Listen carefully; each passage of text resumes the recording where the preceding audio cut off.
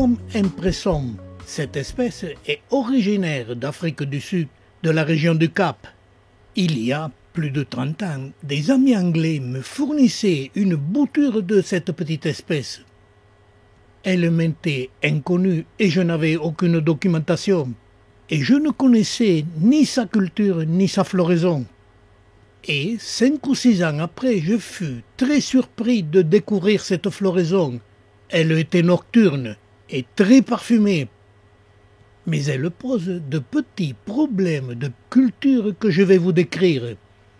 Au mois d'avril, mai, juin et juillet, on doit avoir obligatoirement les plantes qui ont cet aspect, comme mortes. Et fin juillet, début août, il faut les arroser copieusement une fois tous les 15 jours. Et petit à petit, on voit les plantes qui se gonflent en se développant de l'intérieur, en éclatant les restes de la plante de l'année précédente qui lui a servi de pot de protection contre les rayons solaires de l'été. Fin septembre, octobre, les arrosages doivent être moins copieux. Et on doit arroser cette espèce quand on s'aperçoit que la plante se flétrit légèrement. Et très souvent, simplement des vaporisages suivant le temps qu'il fait. Et attention, si vous arrosez trop, la plante éclate. Autre problème sur cette image, c'est toujours un seul pied. Et une partie de la plante ne s'est pas développée. Elle se flétrit et elle finira par mourir. Et là, il ne faut pas hésiter. Si vous voulez conserver cette partie qui est en train de dessécher, il faut vaporiser tous les jours. Simplement la partie qui se dessèche jusqu'à ce qu'elle regonfle. Sur cette même image, on voit un couple de feuilles qui l'année précédente n'a pas reçu les vaporisages et elle en est morte. Mais c'est pourtant le même pied. Mais il y a une deuxième solution pour sauver la partie qui dépérit. Il faut la prélever et la traiter en bouture, et l'arroser copieusement jusqu'à ce qu'elle regonfle. Et suivant le temps qu'il fait, il faut arroser ces boutures tous les 2 ou 3 jours. Et dès qu'elle regonfle, il faut cesser les arrosages trop copieux. Je ferme cette parenthèse de sauvetage de plantes pour reprendre le cours de la vie de cette espèce. Fin septembre, début octobre, les premiers boutons apparaissent sur chaque couple de feuilles. Et petit à petit, ils se développent pour en arriver à la floraison. Et celle-ci aura lieu en octobre ou en novembre. Tout est fonction du temps qu'il fait et il en est de même pour les arrosages.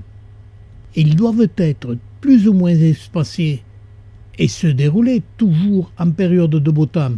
Et comme nous sommes en automne chez nous et que le temps est couvert et plus ou moins pluvieux, il faut observer la plante et ne l'arroser que quand elle se flétrit légèrement.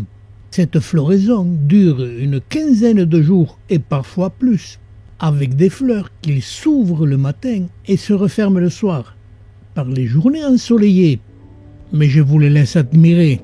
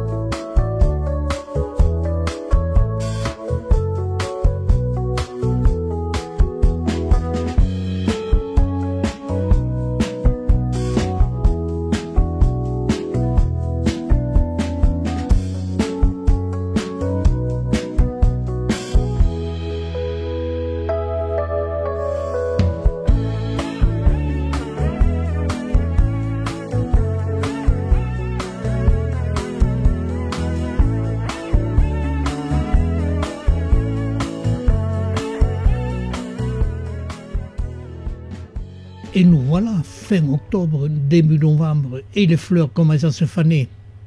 Et là, il faut pratiquement cesser tous les arrosages et simplement les vaporiser que quand elles flétrissent un peu trop.